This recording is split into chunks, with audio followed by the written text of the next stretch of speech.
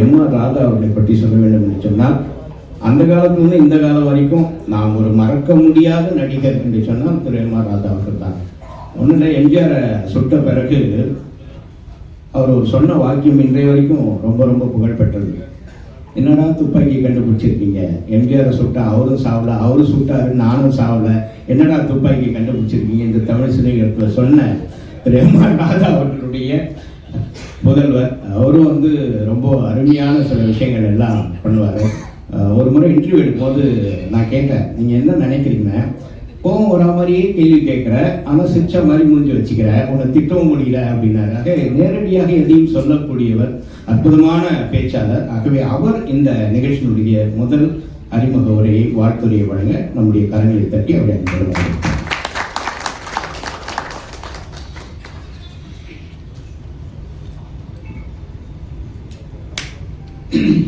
இங்கே கூடியிருக்கும் என் கண்முனை கூடியிருக்கும் என் குடும்பத்தைச் சேர்ந்தவர்கள்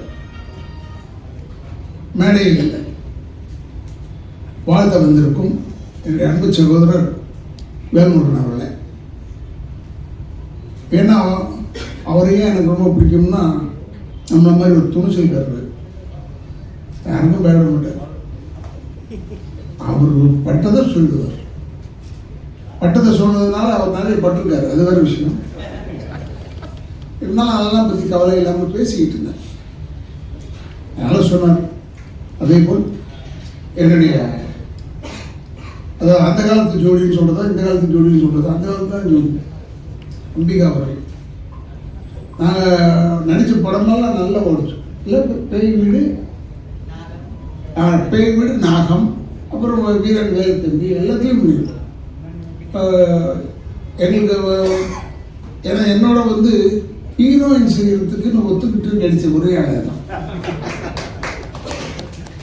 ஏன்னா இதெல்லாம் திருட்டுராஜாக்கள்லாம் கடல் கடந்து போனதுனால,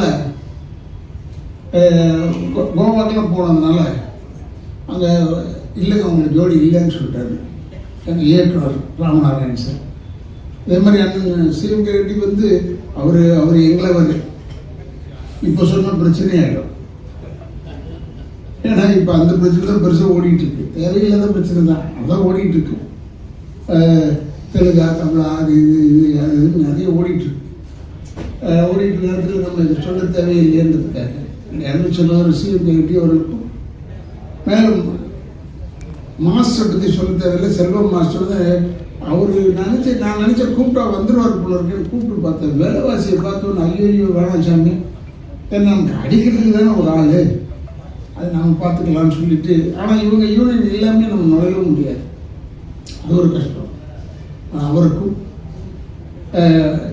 என்னெல்லாம் எப்பயுமே வியப்பில் ஆழ்த்தி கொண்டிருக்கும் என்னுடைய அன்பு இயக்குனர் விக்ரமன் அவர்கள். இப்போ கூட அவர் உடல்நிலை சரியில்லைன்னா கூட கவலைப்படலை, இந்த ஃபங்க்ஷனுக்கு வந்திருக்காரு பாருங்க. அதனால் நான் மிகவும் பாராட்டுகிறேன். அப்புறம் இந்த தம்பி இல்லை ஜெகனை பார்த்து சொல்லிட்டேன் நான். படத்தில் இந்த வயிற்ற கிழிச்சு வைரம் அனுப்பாங்க, என்ன பண்ணேன் அப்போ சொன்னேன் ஆயன்னு சொன்னான். நான் உண்மையில ரொம்ப பிரதாபப்பட்டேன் அவனை பார்த்து. ஆனால் அவன் பயங்கர வாழ்ன்றது எனக்கு நல்லா தெரியும். அதே மாதிரி இப்போ அண்ணன் இருக்காருன்னா அவர் பாட்டெல்லாம் இந்த மண் வாசனை கெடாமல் இருக்கும் அந்த பாட்டு. அதனால் அவரும் இன்னைக்கு நல்ல புகழ் உச்சியில் இருக்கிறார். அதெல்லாம் நல்லா வளரணும். மற்றபடி இந்த எடிசன் அவார்டில் கூப்பிட்டுருக்காங்க போது நான் ரொம்ப பெருமைப்படுறேன். ஏன்னா செல்வகுமாருக்கு ஒரே ஒரு இழிச்சவாயை நான் தான் நினைக்கிறேன். எப்போ கூப்பிட்டாலும் வந்துடுவாங்க. என்னால் எடிசன்னு கூப்பிட்டா போதும். ஏன்னா தென்னிந்திய நடிகர் சங்கத்தில் இதற்கு சரியான அங்கீகாரம் தரல. நாங்கள் அப்போ எலெக்ஷன் டைம் ஏதோ ஓட்டு போட்டுட்டு இருந்தோம்னு நினைக்கிறேன். அப்போ சகோதரர் விஜயகாந்த் எப்பயும் பேச மாட்டார், சொல்ல மாட்டார், எல்லாரையும் அனுசரிக்கக்கூடியவர்.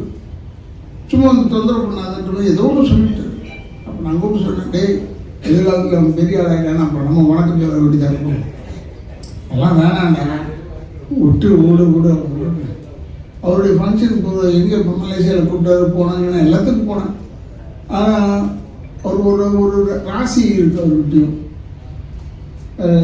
கல்யாணம் ஆகாத பெண்கள் யாராவது ஒரு கூட்டம்னா வந்துருங்க ஃபங்க்ஷனுக்கு. ஏன்னா உங்களுக்கு இம்மிடியட்டாக கல்யாணம் ஆகிடும். நல்ல இடமா பார்த்து கல்யாணம் ஆகும். அதுக்காக சொல்லுவேன். ஏன்னா நான் கண்கூடாக பார்த்தேன். நான் சொல்கிறது மலேசியாவை பற்றி சொல்கிறேன். அவருக்கு தெரியும் யார் அந்த பெண்மணி, அதெல்லாம் தெரியும். எதுக்கு சொல்கிறேன்னா, ஒரு நல்ல உள்ளம் படைத்த மனிதன். இவ்வளோ பெரிய ஃபங்க்ஷன் செய்கிறது, அது பத்திரிகைக்காரர்களுக்கு முக்கியத்துவம் கொடுத்து செய்கிறது முதல் ஃபங்க்ஷன் இதுதான் நான் பார்த்தது வரைக்கும். நான் ஒருவேளை வந்திருக்கேனா இல்லையான்னு தெரியல, நான் நிறைய வந்திருக்கேன். பட் இவர் வந்து பத்திரிகைக்காரர்களுக்கு சக மரியாதை தரக்கூடிய ஒரே மனிதன் செல்வகுமார் அவர்கள். உண்மையை பாராட்டுறேன். அவர் இப்போ இந்த எடிசன் 18th அவார்டு 18வது ஆண்டு அவார்டுன்னு எனக்கு ஆச்சரியம் ஆயிடுச்சு. ஓ, இந்த ஆளோட பழகி நமக்கு 18 வருஷம் ஆயிடுச்சா? அப்படியே இந்த அப்பா எவ்வளோ நாள் ஓடி போச்சு பாருங்க. ஏன்னா இந்த நினைப்பு தான் நம்மளை வந்து வயசாக்கிடுது. அது வரைக்கும் நான் இடமே அந்த உள்ள வர வரைக்கும் இந்த 18வது அவார்டை பார்த்த உடனே தான் கொஞ்சம் பின் வாங்கிட்டேன். அதனால் எனக்கு ஆரம்பத்துலேருந்தே தெரியும்னு சொன்னதை மறந்துருக்கேன் அவரை. And is a very good man. இப்போ கூட அண்ணன் ரொம்ப அற்புதமாக எங்களெல்லாம் அறிமுகப்படுத்தினார். அதாவது கட்டத்துக்கு உதவும் மூங்கில், அப்புறம் தேவையில்லாத வாழை மரத்தை வச்சு, இது வந்து கலைஞர் சொன்ன கதை எங்களுக்கு, நான் இல்லைன்னு சொல்ல. அப்போ தேவையில்லாத வாழை மரத்தை வச்சு தான் ஃபங்க்ஷன் பண்ணுவாங்க, அது தூக்கி ஓரத்தில் போட்டுருவாங்க. பட் இருந்தால் அதையும் மதிக்குன்னு சொன்னார். சொல்லிட்டு உடனே என்ன தான் கூப்பிட்டாரு முதல் அவார்டு. அப்போ நாங்கள்லாம் மூங்கி மரம்னு நினைக்கிறோம். இப்போ அப்படி ஆயிட்டோமா என்னன்னு தெரியல. நாங்கள் ஆனால் எப்பயுமே நான் வந்து வாழை மரமாக இருக்கணும், எந்த மரமாக இருந்தாலும் ஒன்றும் தப்பு இல்லை, நல்ல மரமாக இருக்கணும், அவ்வளோதான் என்று சொல்லி அண்ணா வந்து எங்களை ரொம்ப அற்புதமாக அறிமுகப்படுத்தினார். அதனால் அவருக்கு முன்னாடி வணக்கங்களை கூறி, செல்வகுமார் அவர்கள் இந்த ஃபங்க்ஷனை எடுத்து செய்கிறதுல எப்பவுமே வல்லவர். பல பேருக்கு பல வெளிநாடு காமிச்சிருக்காரு. பட் என்னெல்லாம் அவர் கூப்பிடுறது இருந்தால் மேக்ஸிமம் உள்நாடு தான் கூப்பிடுவார். ஏன்னா நான் கொஞ்சம் ஒரு நல்லவன் இல்லை, அதனால ஒருவேளை கூப்பிட மாட்டாரா என்னன்னு தெரியாது. அதனால சில டைமில் கூப்பிட்டுருக்காரு. இப்போ மலேசியாலாம் கூப்பிட்டு போயிருக்காரு. மலேசியா வந்து என்னுடைய தாய் வீடு மாதிரி. எல்லாமே என்ன, எனக்கு நிறைய நண்பர்கள், நிறைய நானாக போய் தனியாக போய் பார்த்துட்டு வரக்கூடிய அளவுக்கு தகுதி உடையவர்கள் அங்கே. மற்ற ஊரில் எனக்கு அவ்வளோவா தெரியாது. இருந்தாலும் இத்தனை வருஷம், கிட்டத்தட்ட 52வது வருஷம் சினிமாவில் இருக்கேன். இதில் நான் பார்த்ததே என்னென்னா, எங்கள் ஐயா சொன்னதான் ஞாபகம். படுத்துக்கிட்டு இருக்கும்போது கூட சினிமாக்காரன் கால் ஆடிக்கிட்டே தான் தூங்கணும். ஏன்னா செத்து போயிட்டு வேற ஆளை போட்டுருவாங்க. ஆனால் அவர் காலத்துக்கு அவர் அந்த சொல்லியிருக்காரு. பட் இப்போல்லாம் அப்படி இல்லை. என் சைஸுக்கு ஒரு ஆள் இருந்தால் போதும், அந்த ஆளை போட்டுருவாங்க. சைஸுக்கு தான் இருக்கணும் என்று சொல்லி, அது மாதிரி இல்லாமல் இப்போல்லாம் வந்து நல்ல புதுமையான படங்கள்லாம் எடுக்கிறாங்க. அதனால் இந்த புதுமையான படங்கள்லாம் எடுக்கும்போது நம்மளும் பெருமையாக நினைக்கிறோம். இப்போ கூட ஒரு சினிமாவில் இருந்த ஒரு சகோதரர் இப்போ பெரிய இயக்கத்துக்கெல்லாம் போட்டியாக நிற்கிறார். அப்படின்னும் போது சினிமாவை நாம் பெருமையாக நினைக்க வேண்டும். எல்லாருமே சினிமாவில் தான், ஏற்றி இவர் நிற்கிறவங்களும் சினிமாவில் தான்.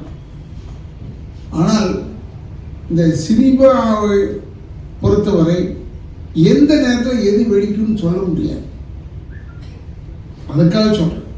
இப்போ நான் பேசிட்டு போகிறேன், போய் இறங்கி கொஞ்சம் கீழே போகிறதுக்குள்ள நான் தலைவன் ஆகிடுவேன் திடீர்னு. அப்போ எனக்கு தெரியும், ஏங்க தலைவன் ஆகிட்டீங்கன்னு கேட்கவும் முடியாது நீங்கள். ஏன்னா சினிமா அப்படி. சினிமாவின் ரசனை வந்து இப்போ ஒரு பிரமாதமான ரசனை. சினிமாவும் வந்து இருந்தோம்னா நமக்கு கூட்டம் சேரும்னு மட்டும் நினைக்கக்கூடாது, அர்த்தத்தோடு கூட்டம் சேரும்னு நினைக்க வேண்டும் என்று சொல்லி, என்னுடைய அன்பு சகோதரர்கள் செல்வகுமார் அவர்கள் இந்த ஃபங்க்ஷனை தொடர்ந்து செஞ்சிட்ருக்காரு. இன்னும் நான் பேராசைக்காக சொல்லவில்லை, இன்னும் ஒரு 30 வருஷம் நடத்தினா கூட நான் இருக்கணும், அதை பார்க்கணும் என்று சொல்லி, அதான் என்னுடைய வேண்டுதல் என்று சொல்லி, என்னை இவ்வளோ தூரம் கூப்பிட்டதுக்கு, அழைத்ததுக்கு என் குடும்பத்தின் சார்பாக, திராவிட இயக்கத்தின் சார்பாக நன்றியை கூறி விடைபெறுகிறேன்.